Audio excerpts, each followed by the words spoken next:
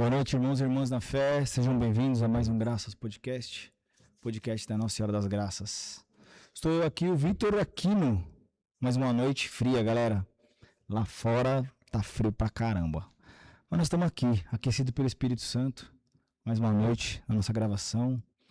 E hoje eu tô com um convidado que nós vamos falar, tentar trazer o máximo que a gente puder da experiência desse cara, de ter vivenciado uma adolescência diferente da adolescência de hoje, com outros desafios, e a gente vai ouvir dele esses desafios que ele tem hoje para lidar com os jovens de hoje, que são diferentes dos jovens de antigamente, não só pela idade, claro, mas também pelo momento hoje que a gente vive, tá? Então, sem mais delongas, quero apresentar para vocês o Diego.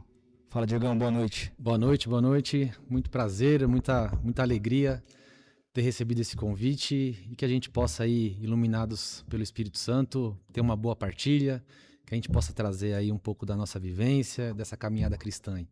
Boa noite, muito bom. Diego, então vamos começar de uma coisa interessante, cara. Você mora na frente da igreja, cara? Cara, literalmente a distância da minha casa para a igreja é quase que a distância que nós estamos aqui nessa mesa. Os dois quarteirões divididos por uma rua era a minha casa de um lado e a igreja do outro. Então, se eu tropeçasse do que está na minha casa, eu ia dentro da igreja. Literalmente, cara, literalmente. Diego, você acha que isso te ajudou de alguma forma ou não? Cara, se eu olhar e falar que teve influência, talvez estaria sendo um pouco leviano por conta de todo o histórico, né, hoje. Então seria fácil falar isso. Mas eu acho que não, porque só trouxe a questão da familiaridade no sentido de se sentir pertencente à casa, né? Porque bairro, rua, então você acaba marcando aquilo como um local de referência de onde você mora, mas não que o fato dessa proximidade ter sido a principal razão por uma caminhada, por um histórico dentro da igreja. Legal, muito bom. Eu digo isso porque às vezes a gente vê as pessoas, né? E aí elas moram perto da igreja, mas não tem nenhuma, como você mesmo disse, familiaridade. Gostei. Sim, tem, né? Não se sente pertencente, não se sente família, né? Então pro cara, eu vou lá de domingo, eu vou lá, mas o Diego não é o cara que vai só de domingo na missa. Não, já não sou, desde pequeno não tenho esse hábito de ir só uma data específica. Boa. Como falei, morava na igreja e assim, engraçado que tem uma particularidade que a gente aqui no off acabou não tocando no assunto, mas a igreja ela acabou sendo o meu playground de criança, vamos dizer assim. A minha rua e a rua de trás tinham muitas crianças na nossa época. E era uma outra época, as crianças brincavam na rua. Sim. Então ali, 10, 11 anos de idade, você juntava 10, 15 crianças muito fácil. E a paróquia que eu faço, que era em frente da minha casa, ela tem uma construção grande, que pegava o quarteirão inteiro. Então ela tinha um estacionamento que era pra gente um Maracanã da época, pra gente poder jogar bola. Então, para brincadeiras de pega-pega, esconde-esconde, essas brincadeiras da nossa infância, sim, a igreja acabou tendo esse papel também muito importante de recreação para aquelas crianças que num primeiro momento não tinham, né, noção da representação que tinha da igreja, não tinha uma espiritualidade ainda vivida por ninguém ali. Sim. Então teve esse papel curioso aí também de servir como um espaço de brincadeiras para essas crianças que estavam na época lá crescendo comigo. Cara, que legal, meu. E aí, seus pais também são da igreja? Fala um pouquinho pra gente. Cara, a minha família, assim, participam da igreja, mas que tem uma caminhada, que tem uma constância, que faz parte da paróquia e da comunidade, é minha mãe, que por sinal ela é sacristã lá da paróquia que a gente faz parte, que é a Paróquia Nossa Senhora de Fátima em São Roque. Então ela tá lá na paróquia há muito tempo e é uma das pessoas que me cativou e que, né, me motivou a dar os primeiros passos e me manter lá. Ô Diego, o que é sacristã, cara? Explica pra gente. Cara, sacristã em termos leigos, vamos colocar assim para todo mundo ter uma noção, é a pessoa que prepara ali os paramentos do altar, tem um zelo com as coisas que são usadas nas celebrações, na igreja como um todo.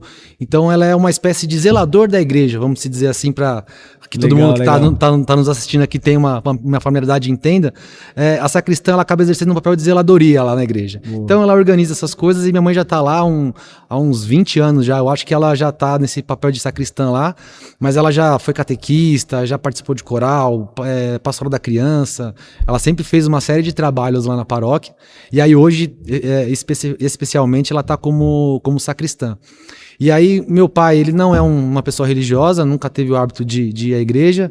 Os meus irmãos frequentam, cada um teve ali o seu momento de uma coisa mais enraizada, de uma fé mais presente, de participar de movimentos, de pastorais e regularmente ir à missa, mas aí cada um foi criando o seu rumo, foi criando a sua história, e aí eu e a minha mãe ali da nossa casa são os que estão perseverantes até hoje ainda na caminhada, servindo, participam da comunidade ativamente, seja em uma ou outra pastoral, mas nos trabalhos em geral, sempre que precisa, a gente está atuando de alguma forma.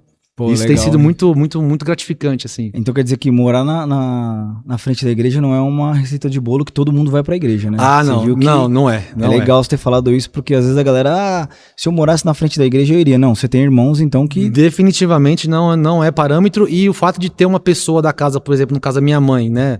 A grande gestora ali da família, sim. Ter essa referência e essa presença não é garantia de que todos os outros irão e seriam perseverantes na fé. E em casa ela sempre assim teve a missão de doutrinar, de encaminhar, mas sempre deixou muito livre que cada um manifestasse a sua vocação, manifestasse a sua fé. Então, assim, o fato de não ir não é um problema, o fato de repente, se amanhã ou depois quiserem se converter para uma outra religião, penso que também não vai ser nenhum tipo de problema, de conflito, porque isso sempre foi bem leve assim na nossa casa. Pô, isso é muito legal, cara, porque acaba não sendo uma coisa obrigada, mas primeiro ela deu a direção, né? Perfeito. Ela deu a direção e falou, poxa, o papel dela ela fez e fez muito bem feito, isso eu tenho certeza, e não falando porque hoje eu ainda faço parte, participo, mas por todo o testemunho dela, por tudo que a gente viu, né, enfim, por todo o exemplo que ela tem na nossa casa, não só como mãe, mas como essa pessoa de fé. Sim. Então ela fez o papel dela foi bem feito, isso eu tenho certeza. E me fala uma coisa, quando você iniciou na igreja, quais foram as pastorais que você passou? Qual foi sua vida primeiro com a igreja? Fez primeira comunhão ali, tenho certeza, batizado, primeira comunhão, sim. Todos os sacramentos, e aí até hoje, conta pra gente rapidamente aí essa vivência do Diego. Perfeito. Eu vou puxar de novo aquela curiosidade, particularidade da criança, das crianças que brincavam, porque o que acontece? A igreja não ficou meio perdido isso, mas assim, por quê? A igreja não é um lugar de brincar, para as crianças brincarem. E lá na paróquia, lá ela é administrada pelos frades capuchinhos, menores capuchinhos de São Paulo e Chile. Então lá tem aquela figura do hábito franciscano muito presente, que os frades usam, né, aquela roupa. Sim. E aí, nessa época de criança, tinha um frade que morava lá, que era o sacristão na época, tinha esse papel de zeladoria da paróquia, e ele cuidava da paróquia como um todo. E aí, quando nós estávamos brincando, ele vinha com seu hábito franciscano, ele pegava aquele cordão do hábito e rodava assim, meio que correndo atrás da gente para tocar a gente da igreja, porque lá não era o lugar de brincar, de bagunça. E aí, um dia ele me pegou, ele conseguiu me pegar. E eu falei, pronto, agora vai chamar minha mãe, eu vou apanhar com o cordão e tudo mais. E pelo contrário, ele fez um convite, aqui a gente tem um grupo de crianças que se reúne, que a gente chama de coroinhas, e eu queria que você viesse fazer parte. As reuniões são aos sábados, às 10 horas da manhã. Se você quiser, você vem. E me soltou e me deixou ir. Qual a idade que você tinha? Eu devia ter de 10 para 11 anos, nessa faixa etária. E, cara, aquilo ficou batendo, sabe, na minha cabeça. Aquilo ficou martelando. Não vou precisar agora quanto tempo depois, mas eu aceitei o convite e fui lá. E aí, desde o primeiro momento que eu sentei naquela reunião, que estava ele à frente, conduzindo ali o momento com as crianças, com outros adolescentes, eu não saí mais. Então, fiquei lá, fui coroinha, servidor do altar, cerimoniário, não me batizei na paróquia, me batizei na paróquia Santa Rita de Cássia em Minas Gerais, que é a terra do meu pai, me batizei lá, mas aí fiz a primeira comunhão no Fátima, me crismei. Após a minha crisma, eu fui catequista de crisma por muitos anos. Tá bom. Um trabalho assim que mexeu muito e me condicionou muito na pessoa que eu sou hoje. Ok. Fiz o encontro de jovens, lá na nossa paróquia nós temos o Despertar, que é um encontro de jovens muito conhecido lá da região. Fui dirigente desse encontro, trabalhei lá durante muito tempo. Fui ministro da Sagrada Eucaristia, ministro extraordinário da Sagrada Eucaristia, e atualmente atuo com a PASCOM lá na minha paróquia. Acaba sendo a área que eu me formei, sou formado em publicidade e propaganda, então os caminhos foram se cruzando e aí vendo o chamado e a vocação, e aí acabou juntando a profissão com a vocação, e aí atualmente estou na PASCOM. Boa. Ô Diego, e o que você poderia resumir de todo essa caminhada sua, o que definitivamente te fez ficar dentro da igreja, o que te marcou nessa caminhada? Eu acho que eu diria que o que mais me marcou, ou melhor, o que foi me forjando, me moldando, foi entender que essa caminhada, ela é uma maratona, literalmente. Porque você tem ali de repente você tem um encontro de jovens, não sei qual é o momento que você vai ter o seu primeiro anúncio, que você vai ter ali aquele momento de se relacionar com Deus. E aí você tem o seu chamado ali naquele momento. E aí você pensa que ali você encontrou tudo, né? Você já resolveu um caminho. Só que aí você percebe que você só consegue caminhar com ele dia após dia, mas um dia após dia, assim, sem obrigação, sem cobrança, sem julgamento, errando muito, aprendendo com os erros, e aí você vai fazendo dessa caminhada uma maratona e você vai se condicionando cada vez mais. Então a gente estava até aqui conversando, brincando no off, que vai se passando os anos, aí você vai encontrando as pessoas no decorrer que de repente fizeram parte dessa caminhada, e aí as pessoas, e aí Diego, tudo bem? Como é que você tá? Tá lá no Fátima ainda? Tô, cara. Tô no Fátima, já tem mais de 30 anos que eu faço parte da minha paróquia. É coisa que eu até me emociono, porque é uma coisa que eu tenho muita gratidão, muita graça de poder testemunhar e falar que eu tô lá até hoje, que eu não me vejo viver fora da minha paróquia, de viver servindo lá e ajudando de alguma forma, seja numa pastoral, seja no movimento, seja só indo à missa dominical, mas entender isso, de que dia após dia essa caminhada vai sendo feita, esse amadurecimento, essa vocação vai aparecendo, os seus dons vão se fazendo parte da comunidade, no sentido de que você entende aonde que eles podem ser aplicados para ajudar a comunidade a crescer, ajudar o evangelho a ser difundido nos quatro cantos, e tô lá até hoje, e é algo que eu não me vejo não fazendo, vivendo a minha vida fora da minha paróquia. Pô, legal. De fato, você se emocionou mesmo, cara. Sim, cara. Da hora, Sim. Hein? Sensacional. É muito louco isso, porque a minha vida, ela tá literalmente enraizada, entrelaçada com a vida na minha paróquia. Meus amigos, a melhor parte dos meus amigos é de lá. A minha esposa eu conheci lá. Minha filha a gente batizou lá. Então, assim, minha vida não tem como minha vida fora da minha paróquia. Pô, que da hora, cara. E até eu fiquei emocionado aqui se falando, cara, porque a gente vive, de fato a gente vive isso, né, meu? A gente vive Deus, né? Literalmente. E você falando assim, queria mencionar pra galera aí, o Hugo tá hoje aqui, trabalhando com a gente aqui nos bastidores aqui, e quando o Hugão falou de algumas referências pro Diego aqui, os dois ficaram um maior tempão aqui trocando uma ideia. Não, mas você conhece fulano? Não, mas eu conheço o Beltrano.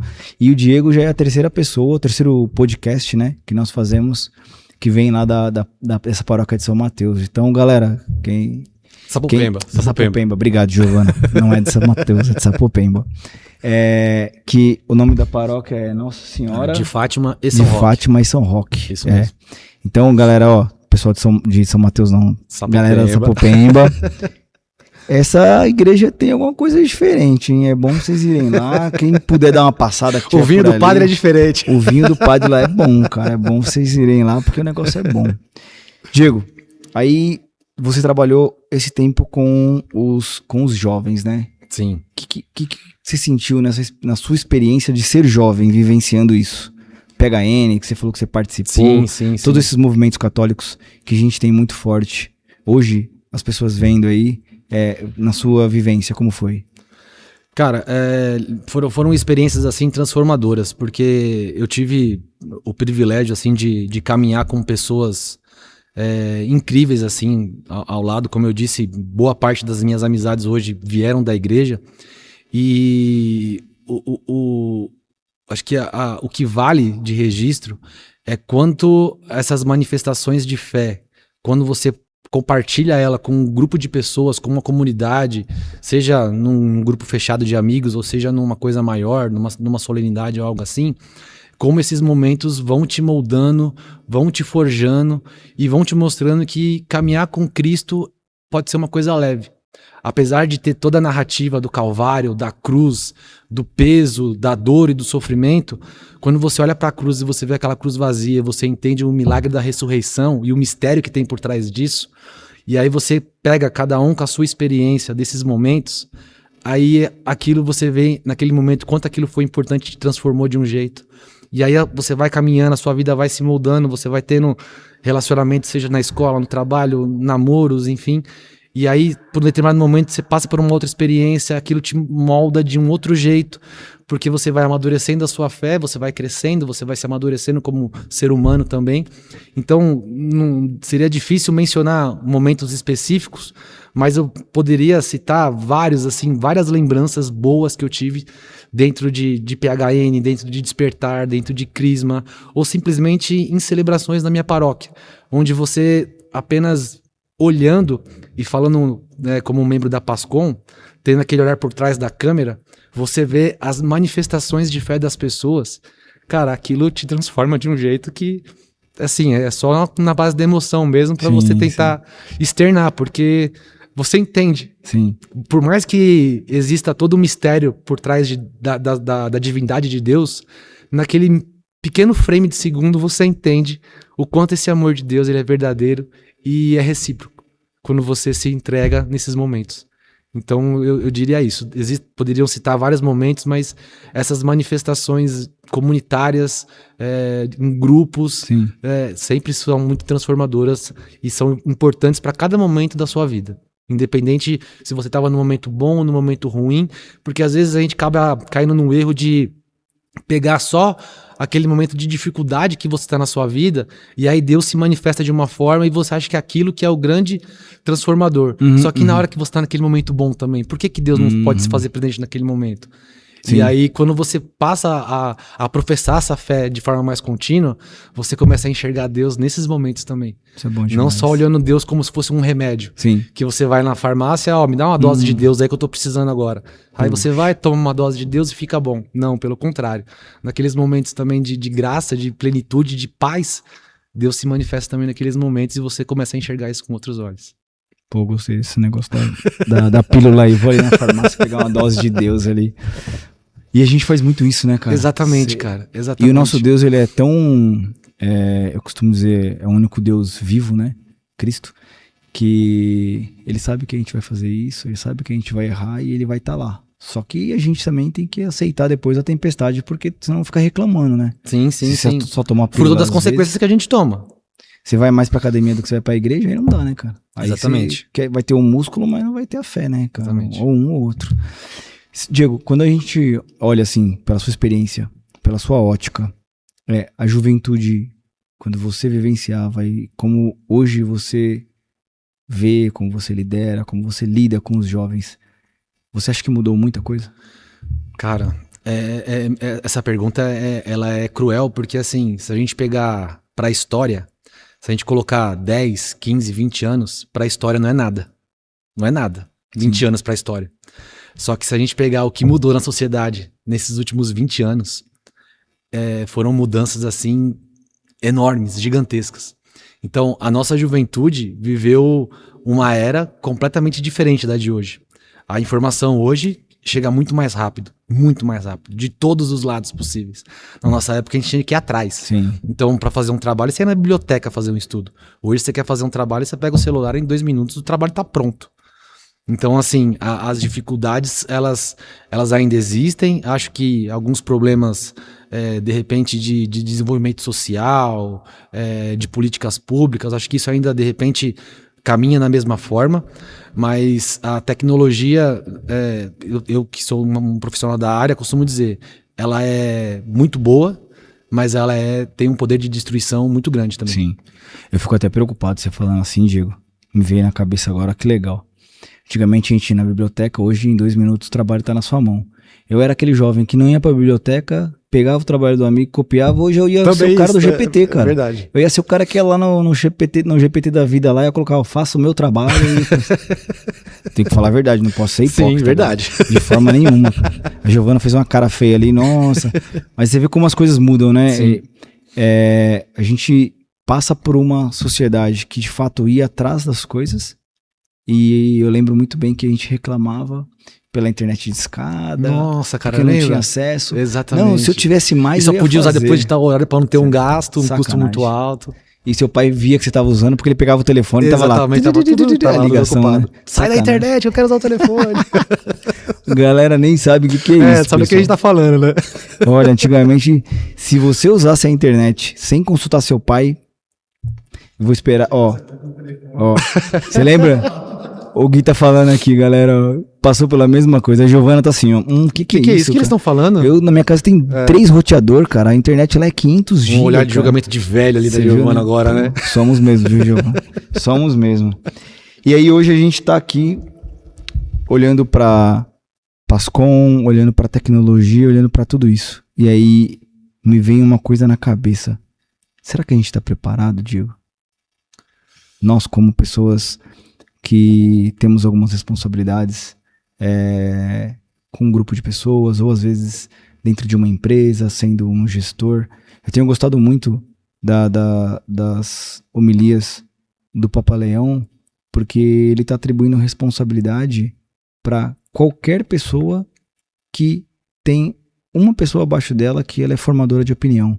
Então seja ele um Perfeito. supervisor, ou porque às vezes, tô falando com um diretor, ou um cara que o gerente, o diretor da empresa. Não, cara, ele tá falando lá com o cara que tem uma pessoinha abaixo dele. Perfeito. E com a pessoa que não tem ninguém, quando ele fala sobre ética, né? Porque ética é aquilo que você faz sem ninguém ver. Porque tem que ter ética. Agora, se você vai fazer só porque tem alguém vendo, é sinal que você não tem ética, né? Você tá fazendo Sim. só pro outro ver. E aí eu gosto das reflexões do Papa Leão, principalmente dessa preocupação com as pessoas, com o relacionamento entre as pessoas e com o cuidado com a tecnologia que ele vem trazendo, que uma coisa não pode substituir a outra. Com certeza. As coisas elas são complementares, né? Uma coisa potencializa a outra, que é o ser humano potencializa a tecnologia, não a tecnologia que potencializa o ser humano. Sim. Então eu tenho tido muito cuidado com essas interpretações, porque é muito legal trazer isso para nossa igreja hoje. E eu queria saber como vocês têm lidado com isso, né? Principalmente estando na Pascom. Sim, perfeito. Como que vocês têm lidado com então, isso? E é importante porque o Papa Leão, mesmo recentemente, ele acabou de fazer uma encíclica, né? Sim. Me fugiu o nome agora. Qual é o nome de? Magnifica Humanitas. Isso, perfeito. E aí ele traz muito essa questão, né? Principalmente de não deixar a questão do ser humano, né? Que o ser humano ele não pode ser descartável. Sim. Né? A dignidade humana é extremamente importante. É o que você falou. A inteligência artificial é a tecnologia servindo à humanidade, Sim. não ao contrário. Exato. Né? E como que a gente tenta trabalhar isso nos dias de hoje? Nós estávamos conversando aqui no off, né? De que a nossa juventude, ela travava batalhas que muitas vezes essa juventude de hoje em dia não trata, não lida. Só que, consequentemente, esses problemas podem chegar para essa juventude hoje através das redes sociais.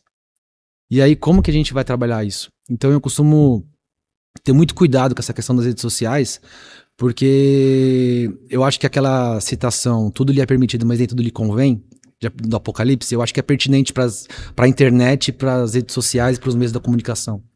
Porque a gente pode fazer tudo. Só que será que esse tudo convém fazer? Uhum. Principalmente para uma comunicação religiosa, para lidar com jovens dentro do ambiente religioso. Então, assim, a gente vê hoje muita trend, muito meme, muita coisa que funciona. Sim. Mas até que ponto você pode dar esse passo e usar desses mecanismos para poder continuar anunciando a palavra? Sim. Então, é uma linha muito tênue entre fazer uma coisa legal e fazer um estrago que não vai ter conserto. Sim. E quando você fala dessa passagem, dessa palavra, a gente vê como a Bíblia ela é atemporal, né? Perfeito. Ela serve hoje, ela serviu há 10 anos atrás, e é a mesma Bíblia, cara. Perfeito. E ela tá ali pra a gente ser guiado por ela. Sim. Isso depende do nosso momento, você vai ter um conforto ali, uma palavra ali pra confortar seu coração. Hoje, você mencionou sobre essa encíclica, é muito legal. A gente acabou recentemente de passar, inclusive, por um encontro de jovens muito grande que teve no final de semana. Sim. Aí, o PHN. E muitos jovens vão pra lá, né? Hoje eu vejo um desafio muito grande na igreja. Eu queria saber o seu posicionamento sobre isso, como vocês lidam lá, que é reter esse jovem. Como que a igreja, no seu ponto de vista, tem que trabalhar e tem que cuidar pra gente manter ao máximo esses jovens? Perfeito. Talvez aqui a gente não consiga criar uma receita de bolo, né? Sim. Que a gente poderia, 10 itens que para você manter o jovem na igreja, pelo Vitor e pelo Diego aqui, ó. Vamos fazer isso agora. Talvez a gente não consiga, mas talvez a gente consiga pensar em caminhos, né? Porque, como eu falei, as redes sociais hoje, elas são uma ferramenta muito importante nos meios de comunicação. E a igreja não pode olhar para os meios de comunicação com desdenho ou achando que ela não é importante. Porque senão a igreja vai ficar obsoleta no sentido de anunciar. Porque, principalmente com essa juventude está lá. E aí o que ela está consumindo? Aí vem o nosso desafio de produzir conteúdos que de fato façam sentido estar nas redes sociais, com toda a doutrina da igreja, com toda a palavra de Deus viva, pulsando ali. Como que a gente traz um livro atemporal, como você bem disse, da Bíblia, para os meios digitais? Então, como eu falei, a gente não vai, de repente, não consegue ter uma fórmula mágica para poder resolver isso. Mas entender que a gente pode sim usar esses meios digitais, essas redes sociais, elas são importantes. A gente, para além do testemunho das lideranças, dos padres, dos religiosos, mostrar para esse jovem o que ele consome, porque isso diz muito sobre quem esse jovem é, ou quem esse jovem pode ser, ou quem esse jovem vai se tornar. Porque tem aquele ditado que diz, né? Eu não lembro se essa frase é de Santo Agostinho, que a boca fala que o coração tá cheio. Então, se você parar para pensar e traduzir isso para as redes sociais, as pessoas que você segue, o tipo de conteúdo que você consome, o tipo de site que você entra, o tipo de informação que você busca, isso diz muito sobre quem você é, sobre o que você pensa, sobre quem você quer ser, sobre o que você projeta para a sua vida, para a vida dos seus. Então, aí é que mora o nosso papel de liderança, de PASCOM, e né, os religiosos e os padres, de tentar entender como funciona os algoritmos da vida, que é a palavra do momento, né? Sim. De como entender isso e transportar para lá a palavra de Deus, porque a palavra de Deus não muda. Esse livro atemporal que você bem disse, ele não muda. O que muda de forma equivocada são as traduções e as interpretações. Se você não tiver ali uma teologia aplicada sobre a sua leitura, você pode pegar aquela passagem, aquele trechinho e transformar aquilo numa arma e sair atacando e julgando todo mundo, ou você pode pegar aquele trechinho e edificar a vida e transformar a vida numa pessoa. Boa. Então, esse é o ponto. Acho que o grande desafio nosso é esse. É mostrar para essa juventude que tudo aquilo que ela consome diz muito sobre ela. Pais, líderes, dirigentes, catequistas, padres, o que essas pessoas compartilham nas redes sociais é relevante, faz a diferença e a juventude acaba seguindo, porque é aquilo, como você bem disse, aqui na nossa conversa, uma vez que você tem uma pessoa e tem uma abaixo de você querendo ou não, você se torna referência para aquela pessoa que está abaixo de você. Sim. E aí tudo aquilo que você faz com ela, ou tudo aquilo que você faz nas redes sociais, que às vezes as pessoas esquecem disso, porque eu faço na internet é uma coisa, o eu pessoal é outra. Hoje em dia, não tem como mais você desmembrar uma coisa da outra. Porque de repente eu posso vir aqui nesse podcast e falar palavras lindas e tentar aqui mostrar que eu sou um expert de teologia e tudo mais, mas aí daqui uma semana você tá seguindo as minhas redes sociais lá, você vê o Diegão fazendo coisas completamente descabidas e que não tem o menor Com- sintonia com o que a gente Sim, tá sim, falando sim. aqui hoje. Não tem coerência Então, alguma. hoje em Sim. dia, hoje a máscara cai, não tem jeito. Sim, sim, Hoje, isso é muito hoje bom. a máscara cai. Então, eu acho que o grande desafio é mostrar isso. E vice-versa também. Como na vida pessoal, você não pode ser de um jeito e na internet você querer ser de outro. Sim. Então, acho que o grande desafio é mostrar isso para essa juventude, mostrar que a nossa igreja é uma igreja viva, é uma igreja dinâmica, é uma igreja que ela não é chata, vamos se dizer assim. Acho que é Certo. uma boa palavra que eu gosto de usar muito quando eu estou falando com um jovem, de que a igreja não é chata. Existem momentos de reflexão, existem momentos de estudo, existem momentos de silêncio, porque o silêncio é importante dentro da nossa fé, e que às vezes o jovem não consegue entender isso. Mas dentro daquele princípio de uma caminhada, de maratona, aos poucos ele vai entendendo. Mas mostrar que esse dinamismo que a internet tem, a igreja ela tem também no seu carisma, na sua vivência ali comunitária. E aí o mais legal disso é que cada paróquia vai ter a sua identidade e a sua forma de aplicar essa fé, de professar essa fé. Então, aqui na paróquia é de um jeito, na Santa Cruz é de um jeito, na Nossa Senhora de Fátima é outra, na São Francisco é de outra, e pregando a mesma palavra, Sim. só que com carismas diferentes. E às vezes a juventude, uma vez que ela é convidada a participar, ela ainda não entende isso. E aí é o nosso papel de comunicador mostrar para ela esse dinamismo, mostrar para esse jovem que está chegando que não é sentar, ajoelhar, levantar, amém, aleluia, levanta a mão, bate palma, vai embora. Fato. Não é isso. E qual que você acha que é o trabalho da Pascom nesse meio de comunicação, de influência, de relacionamento, de cativar o cara? Qual que você acha que é a principal função da Pascom? Cara, eu acho que a Pascom ela tem duas vertentes aí. O primeiro é o técnico, no sentido de mostrar para a parte eclesial, vamos dizer assim, para a estrutura eclesial da igreja, que dá para se fazer alguma coisa profissional, bacana, legal e que atrai, que converte, que engaja, e você precisa ter uma estrutura para isso, e aí mostrar que dá para fazer, e aí no papel técnico mostrar essa parte, essa estrutura, e num segundo momento aplicar isso através desse conhecimento técnico. Tá bom. Então acho que esse é o grande papel da Pascom, porque se você for fazer uma pesquisa rápida aí nas redes sociais do podcast, ou até no chat aqui do nossa conversa, se você perguntar rapidinho quantas paróquias tem Pascom, a gente vai ter uma frustração gigante que muitas delas não têm. E eu fico preocupado com até porque a Pascom é uma pastoral nova, né, Diego? E aí a gente para olhar, tem algumas pessoas que falam assim, o pessoal da Pascom que fica tirando foto, né? E aí eu vejo você se emocionando quando você falou do frame que fica por trás de tudo, cara. Não é só tirar uma foto, né? Exatamente. Até respeitando o trabalho de todos ali, a pessoa olha e fala, você é o cara que tira só aquela foto lá? Não, pô, tem todo um trabalho para aquilo. A gente se preocupa com tirar aquela foto sem tirar a intimidade da pessoa, sem invadir a privacidade dela, mas tentando passar para quem não pôde estar naquela celebração, olha, quão rico foi a gente passar pelo nosso tapete de Corpus Christi, saber, a gente sempre procura falar um pouco também, dentro dos nossos podcasts, Diego, o que é o próprio Corpus Christi. Na semana passada a gente falou sobre a encíclica do Papa Leão XIII, a gente começou a falar da Rerum Novarum primeiro, para a gente ir construindo agora algumas informações, e daqui a um tempo a gente vai falar da Magnificat Humanitas, porque a gente vê que a gente precisa acompanhar o que o nosso líder Pedro, nosso Papa Leão XIV, fala lá, que ele dá nossas diretrizes, né, cara? Então a gente tem de fato uma diretriz.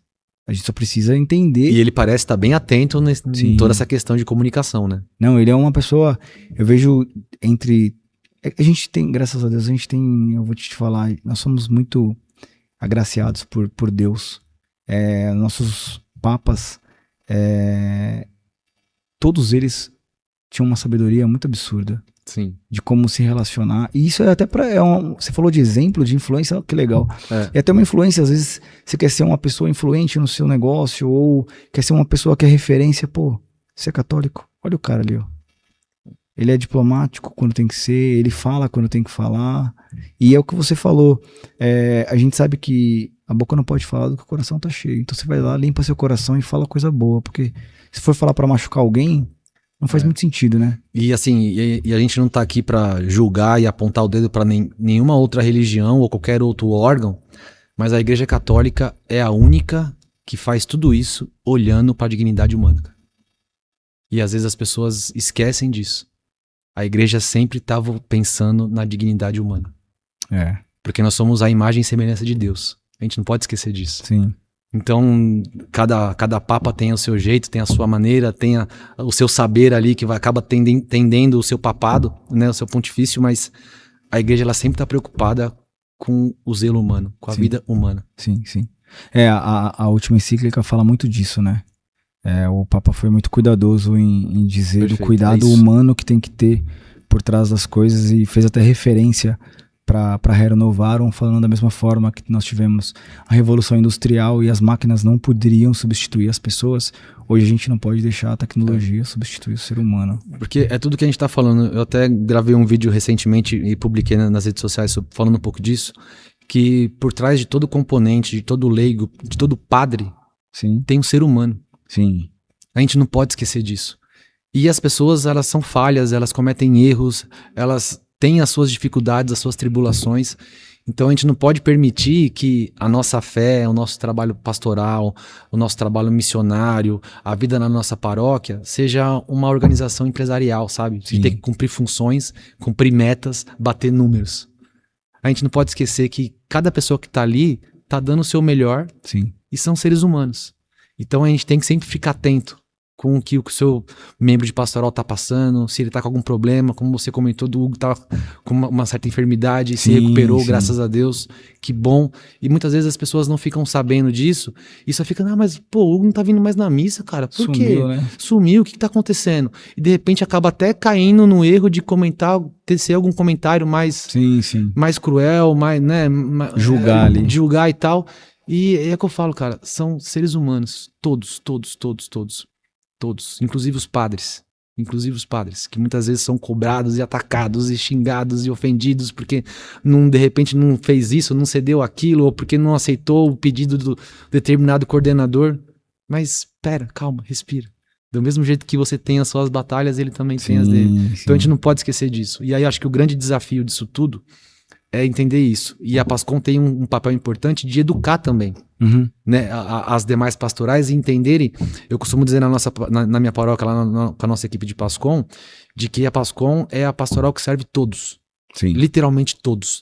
Ela está lá a serviço. É isso aí. De repente ela acaba aparecendo porque a pessoa está lá na frente com uma câmera na mão e todo mundo está vendo, mas na verdade ela está servindo a paróquia para que tudo aquilo que está acontecendo seja visto, seja para os paroquianos, seja para a sociedade como um todo, porque hoje em dia você consegue ter alcance para todo mundo, não é só a sua paróquia que está vendo.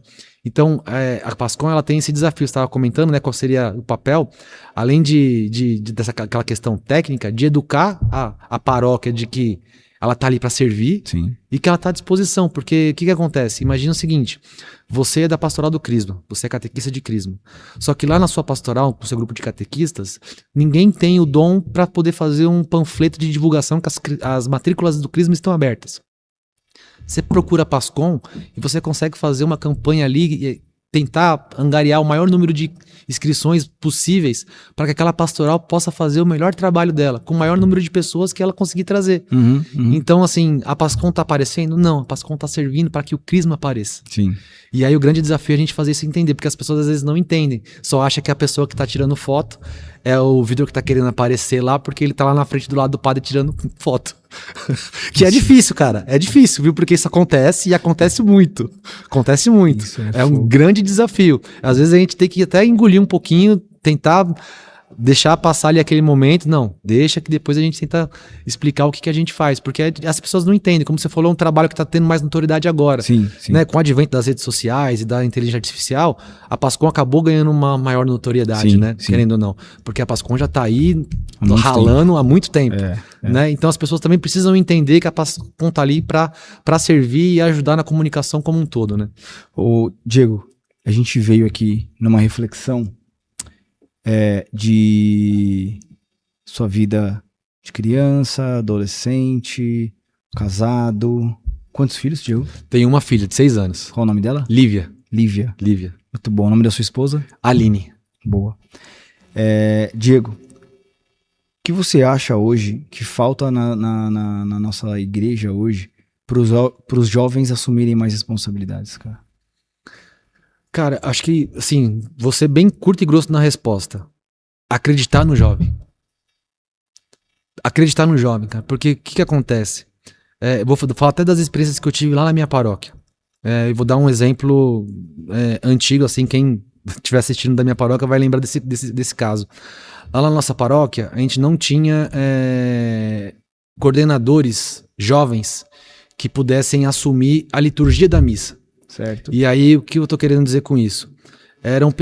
Lá na nossa paróquia existia uma divisão onde esses coordenadores de liturgia ficavam responsáveis por ver quem ia ser o ministério de música, quem ia ser o celebrante, quem iam ser os leitores, os ministros, se ia ter acolhida, né? E fazer toda aquela parte de organização, e organiza fila, organiza paramentos, vai ter procissão, não vai, é uma missa festiva, tal. Não tinha jovem que fazia isso.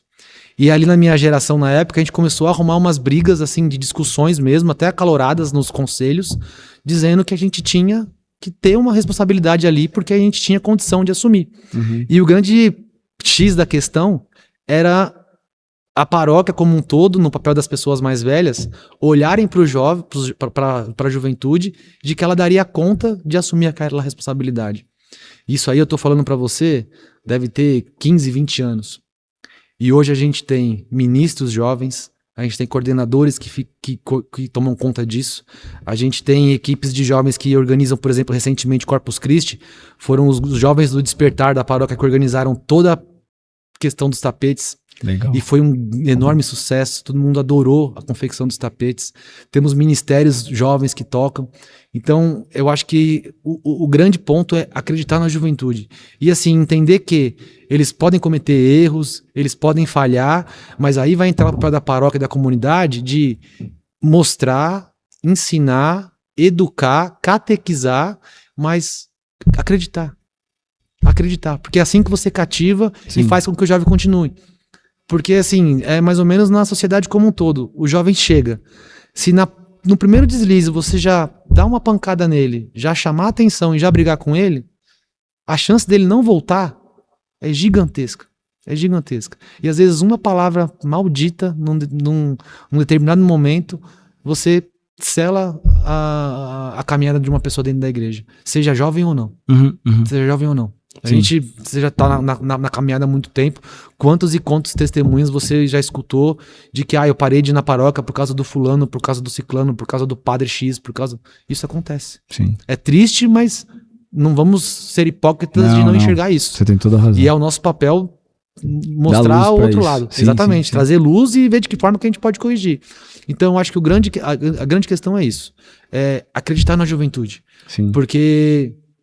por mais que a gente já comentou aqui dos enormes desafios das redes sociais, da internet, da quantidade de informação que chega de forma muito fácil hoje, e a gente vê aí o quanto isso tem trazido problemas para a juventude, né? Entender que o jovem, ele é sedento, ele tem energia, ele tem força, ele quer servir, mas ele precisa ser cativado. Ele precisa ser cativado. Agora eu vou te fazer uma pergunta que vai um pouco, eu diria, o oposto disso aí, tá? Perfeito, vamos lá. Agora, e como que a gente desperta o desejo desse jovem em ter responsabilidade com as coisas na igreja? Porque hoje a gente vive um momento de extremo cuidado, como você mencionou muito bem. A gente tem que tomar cuidado com o que a gente fala, como que a gente age, porque isso pode fazer com que a pessoa não vá. E aí nós, um pouco mais velhos, a gente fala hoje. Aliás, é muito ruim falar esse negócio, né? Nós, um pouco mais velhos, nossa, me senti meu avô agora, sai fora. É engraçado, né? Que a gente fica usando essas frases hoje em dia, a gente fica, né? Como assim? Muito ruim, cara. Esses caras têm mais de 40 aí. Exatamente. Tô fora. Aliás, falando mais de 40, ó, galera, fazer oração aí. Diegão, semana que vem faz aniversário. Isso aí. Não vou falar a idade dele. Por favor, vamos manter em segredo. Sim, então fazer oração pro cara aí, o cara é firmeza.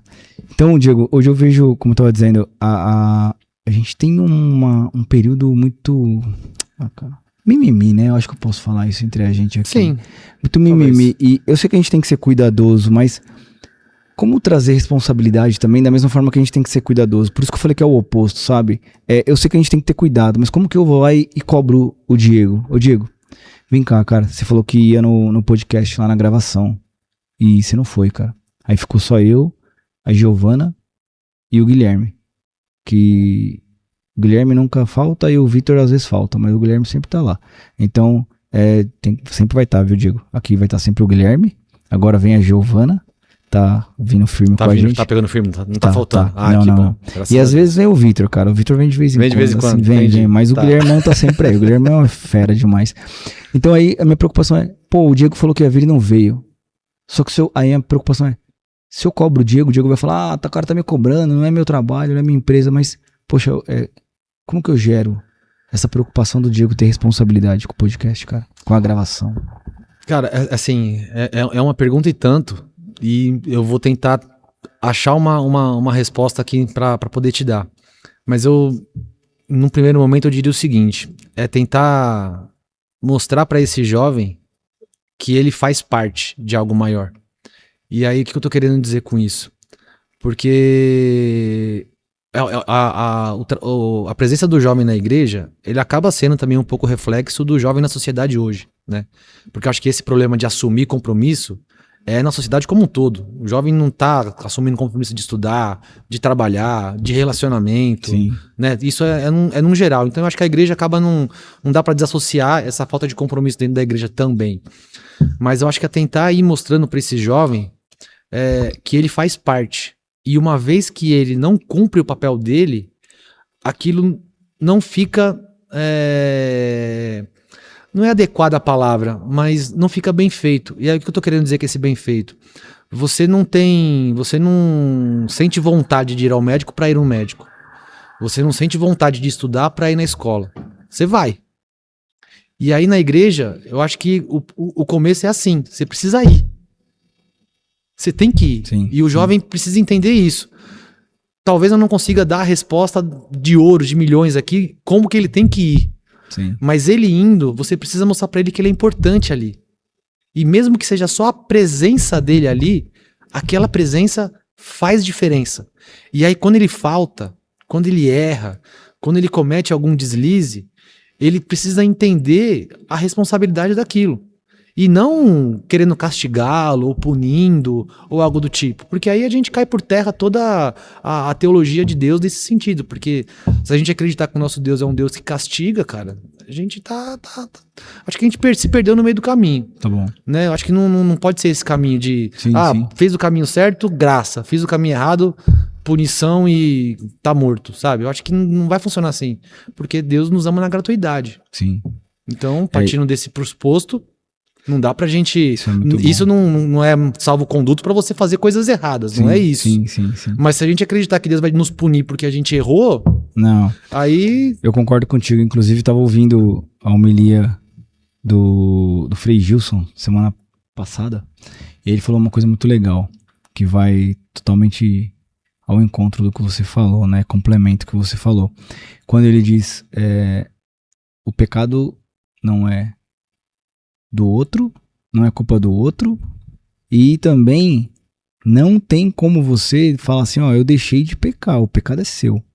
Então assume ele e vai ver como você vai fazer para não pecar mais, ou qual que é a forma de conduzir a sua vida daqui para frente. Perfeito. Mas tentar esquivar do problema, colocando a culpa em alguém, ou achando uma razão pela qual aquilo aconteceu, eu acho muito difícil. E aí eu queria até pegar um gancho nisso, perguntando para você, como palestrante, quando você vai nos eventos de jovens, qual que é a pergunta que você mais escuta, cara? Cara, eu acho que a pergunta que eu mais escuto, assim, ou né, uma conversa ali de bastidor é por que você continua? Porque você começa a contar e você, né, as pessoas que vão te conhecendo, aí você fala, pô, você já tá há tanto tempo lá, você faz isso, às vezes você abre mão de fazer certas coisas, você faz sacrifícios para poder, e aí aqui não é querendo louros, mas às vezes você precisa abrir mão de certas coisas para poder seguir a sua vocação e cumprir o seu ministério. Sim. Isso acontece. E é uma coisa que eu faço com muito prazer, com muito gosto mesmo. E aí, o porquê? E aí, o que eu humildemente falo é que, assim, eu não consigo mais viver sem ter essa entrega total. Sem ter essa entrega verdadeira. Porque senão não faz sentido.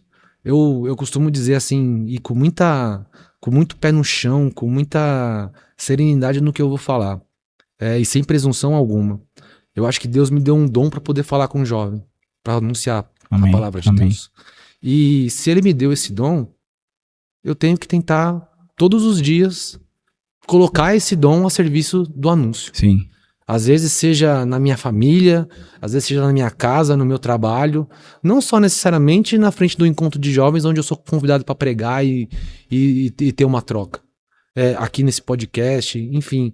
Às vezes são nas pequenas coisas que você consegue literalmente manifestar o amor de Deus e transformar o seu entorno ali. Então, acho que a pergunta seria essa do porquê, e é porque eu não sei mais viver sem. Não sei mais viver. Não faz sentido pra mim. Sim. E aí é como aquela conversa inicial. E com o passar do tempo, você vai entendendo que algumas coisas pra você não faz mais sentido. Então não é mais uma questão de ficar apontando certo ou errado, ou julgar o que pode ou o que não pode, ou tal. Eu penso que a conversão, ela é individual, a prestação de contas, ela vai ser individual, mas o caminho se faz caminhando e com o mundo ao seu redor. Sim, sim. Essa vida em comunidade. Exatamente. Né? Então, sim. como eu falei, você vai colocar em prática no seu trabalho, na sua escola, no seu relacionamento, na sua família, na sua pastoral, no seu movimento, na sua paróquia. E é lá que você tem que colocar. Então, o porquê é porque Deus me deu esse dom, que eu acredito piamente nisso. Sou muito grato de ter essa desenvoltura de poder falar com o jovem. E quando você recebe algum feedback de que, pô, obrigado pelas palavras e tal, de verdade, eu não tenho vaidade alguma de achar que o Diegão fez alguma coisa. Mas eu consigo entender de que naquele momento eu consegui ser sinal de graça e canal do amor de Deus para aquela pessoa, para aquele ambiente, para aquele lugar. Amém, amém. Então, o porquê é porque tem que ser assim e eu não consigo viver sem. Não dá mais pra desmembrar isso. Não dá pra não ser mais assim. Então a gente vai errar, a gente vai cair, a gente vai ter momentos de dificuldade que a gente vai se questionar do porquê, mas a gente tem que se manter firme e tem que continuar trabalhando. Recentemente eu fiz o Caminho da Fé. Nossa. Eu fui pra um amigo meu, provavelmente ele vai ver esse podcast aqui, o Jonathan, ele foi coroinha comigo. E a gente tava distante já fazia algum tempo, e aí ele já me chamava há uns 2, 3 anos, ele me chamava pra fazer. E nunca batia a agenda. Aí esse ano bateu, e aí a gente fez o caminho, cara, foi 1 semana andando. A gente saiu de Estiva e foi até Aparecida. Tá bom. Vocês saíram de Estiva, ok. Foi na metade do caminho, né, Sim. do percurso. E assim, lá eu consegui literalmente ter alguma visão mais clara desse chamado, sabe, cara? Dessa missão, desse desejo ardente de anunciar a palavra de Deus, seja nas redes sociais, seja num podcast, seja no encontro de jovens, aonde for. E que, literalmente, a minha vida é o maior testemunho ou é o único evangelho que alguém vai ter no dia a dia. Então, se eu conseguir ser uma pessoa melhor anunciando esse amor de Deus, cara, que assim seja, que Deus me conceda muita energia e força pra continuar. Mas o porquê é porque não dá pra ser mais sem ser assim. Isso que você falou agora é, cara, sensacional. Porque eu e aquele maluco ali, o Guilherme, a gente vai também. Ano passado a gente fez pela Dutra, que é um caminho menos prudente, menos seguro, assim. Não aconselho ninguém a fazer pela questão de segurança. Sim. Mas também... Eu não fiz o da Duda com medo, cara. Sério? Eu fiquei com medo. Eu confesso que eu fiquei com medo. Puta, os caras é tudo maluco. Eu rejeitei e rejeito vários convites de fazer pela Dutra. E é como eu falei, não é julgamento não, é que eu tenho medo mesmo, cara. Não, tem, mas é... E eu dou muito valor quem faz, viu? Porque, cara... Não, mas com o grupo do Guilherme dá pra você ir. Tem pessoal pra mexer na unha, tem banheiro próprio pra você. Tem uma galera que te leva, assim. E tem na maca. É tranquilo. Entendi. Mas se quiser ir no Roots, aí você vai com os caras aí que vão comigo. A gente vai com a faca na caveira. O ano passado, o irmão dele foi com a gente. Foi 46 km que eles andaram. 50 e poucos. 54 primeiro dia? Não lembro. Caramba. Foi quase 60 km. E os caras chegaram maluco, cara. Dava pra você ver a alma do cara no olho, assim. Eu imagino. O cara tava podre, cara. O cara tava mal. E a gente vai em um grupo que quem criou esse grupo foi o meu primo Fabrício, que é um dos líderes aí do Ressurgir. E mais 3 caras que... o Fabrício. Fabricião meu primo. Esse aí é gigante. E mais 3 caras que foram com ele, que é o Ari. Puxa, esqueci o nome dos outros 2 caras, mas depois eu vou pegar aqui o nome dos caras e os caras fera pra caramba também. E eles criaram esse grupo aí chama Ruazeiros. Ruazeiros, é. E a gente vai, cara, na fé mesmo. Na raça e fé. E o ano passado ainda a gente eles foram mais prudentes, mais cuidadosos. Tiraram o pé um pouquinho. E arrumaram 2 lugares pra dormir. O restante a gente dormiu na hora que achou lá. Alguém doou a casa e tudo. Entendi. Né? Agora esse ano a gente também já conseguiu arrumar a hospedagem. Vai. Então, quem quiser vir com a gente garante a hospedagem. Mas pra chegar até lá tem que andar sozinho, cara. Aí é com as próprias pernas. Tá bom, Gui? Se quiser ir com a gente, dá pra chegar lá. Direto aí, Gui. Ó, Gui. O Gui falou que não tem férias, galera, esse ano. Tá arrumando desculpa aqui, ó. Pra não vir com a gente. Bora, Gui. Ó, tô esperando você, Gui. Ó, tamo caminhando pro final aqui. Puxa, Diego, vou te falar. Eu fiquei passando aqui as perguntas porque 1 hora é pouco pra gente aprender tanto com toda essa experiência. E inclusive, me corrijo. Te peço desculpas quando eu falei palestrante, cara. Não é nada de palestrante, não, cara. Sim. De fato, você vive a fé, entendeu?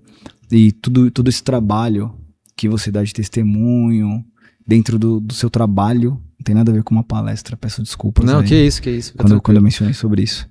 Então, antes de a gente caminhar pro final aí, galera, quero falar pra vocês um pouco sobre Amor em Cacau.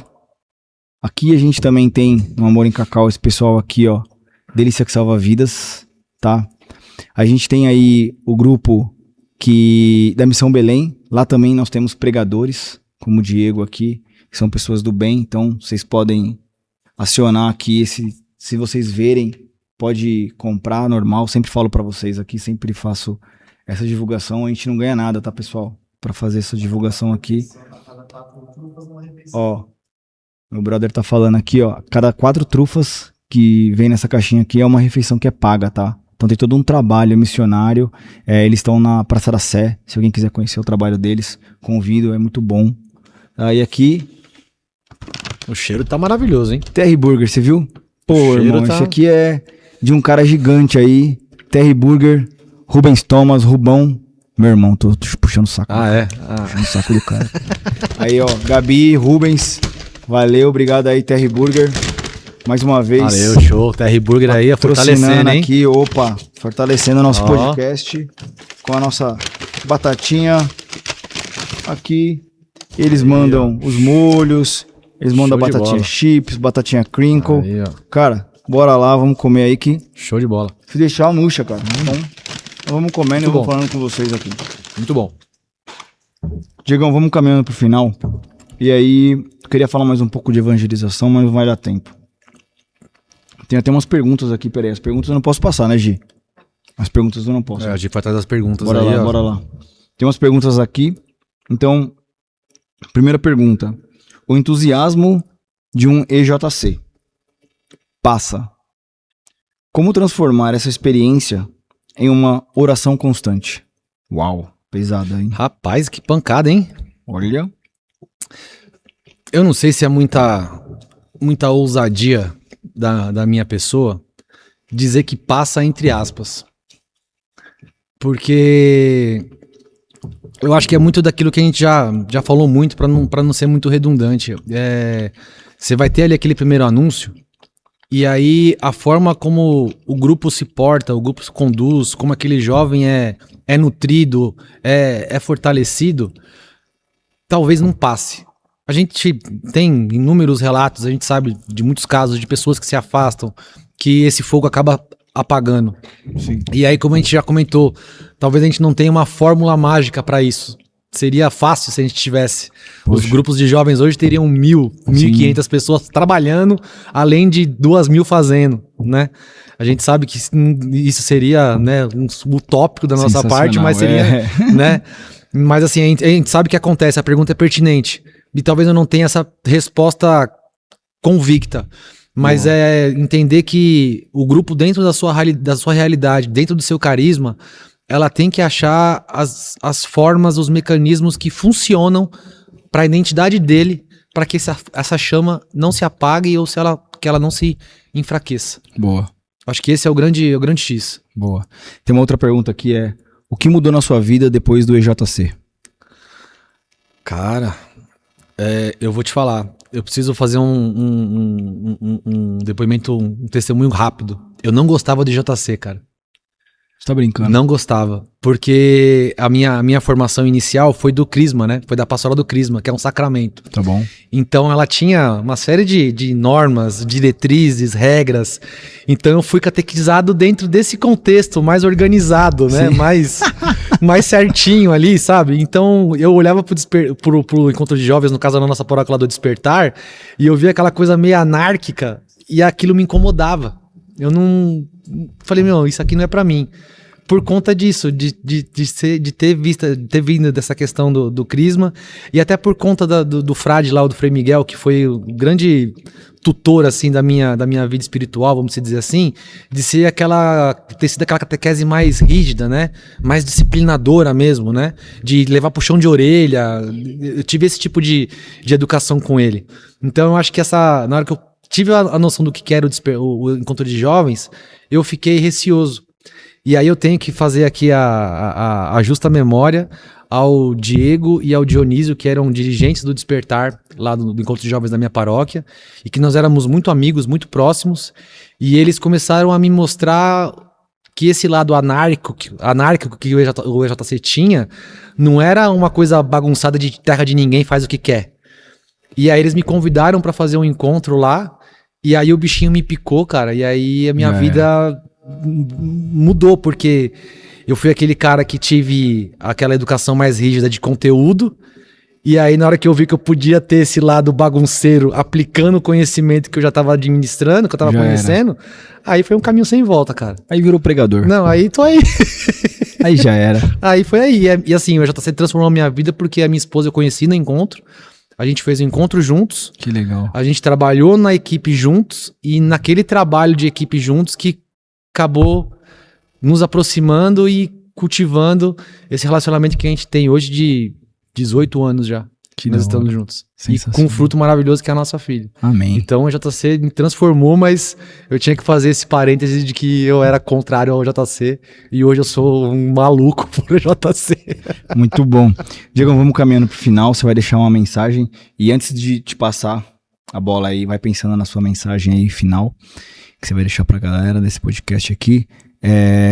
Comentei sobre ir pra Aparecida, né? Os romeiros, mas foi uma brincadeira entre a gente aqui, pessoal. Com todo respeito aí a quem vai com certeza. Com o grupo X ou com o grupo Y, ou quem vai sozinho, pelo amor de Deus. Deixar bem claro que admiro todos, né? Exatamente. Com muita fé aí, que é a fé que nos move ali, independente de qualquer outra coisa. Não compara ninguém com ninguém, fé não se compara, tá? Deixar bem claro, pessoal. Diego, a bola tá contigo, cara. Cara, eu vou usar uma frase. Talvez seja clichê, de repente muita gente já conhece, mas essa frase ela é muito importante pra mim porque ela ela foi dita por uma pessoa muito importante na minha vida, que foi o meu irmão Amintas, que ele já é falecido. E ele disse essa frase no retiro de crisma dele, que eu era catequista. E aí ele disse essa frase, e aí acho que com base em tudo que a gente conversou, acho que essa frase é pertinente para o momento. Ok. E a frase, ele disse o seguinte, era um momento de partilha, ele tomou a palavra, e existia uma série de questões ali em torno dele na época, e aí ele usou a seguinte frase: se não for possível mudar o mundo, não deixe que o mundo mude você. E aí eu acho que tudo que a gente bateu um papo aqui hoje, eu acho que essa frase amarra bem todo esse contexto aí que a gente bateu papo. Maluco, você fechou com chave de diamante, cara. Fala de novo. Nossa, pesado. Se não for cara. possível mudar o mundo, não deixe que o mundo mude você. Puta que da merda. Sensacional, cara. É isso. Diegão, não tem nem como te agradecer, cara. Eu que agradeço, cara. Eu sou muito grato O podcast foi sensacional. Eu acho que do começo ao fim, agradeço muito por tudo isso que você trouxe aí de fé, tá? De manifestação de fé do Espírito Santo, que é fácil de sentir isso, cara. Quando você fala, a gente vê que de fato você vive isso, não é uma coisa só que você fica de blá blá blá aí. Nunca pude ouvir nenhuma pregação sua, mas ouvindo você falar aqui da sua caminhada, eu vejo que você fala com fé, cara. Tá? E agora, fechar o podcast com uma coisa que não é sua, e sim autoria do seu irmão, e uma coisa tão autoral assim e forte, cara. Só pedir pra Deus colocar mais uns Diego no mundo aí pra abençoar a gente. Amém. E a gente cada vez mais Sigamos juntos, firmes, e força e fé pra todos nós. Sem dúvida, amém, cara. É isso. Vamos olhar pra aquela câmera do meio ali agora e dar um tchau pra galera. Agradecer aí o Diego mais uma vez por ter vindo aqui. E nosso Cristo aqui no meio, vocês sabem que a nossa razão é porque nós estamos aqui por ele. Com certeza, sempre ele. Isso aí. Galera, muito obrigado. Boa semana. Fique com Deus. Boa semana. Valeu. Obrigado.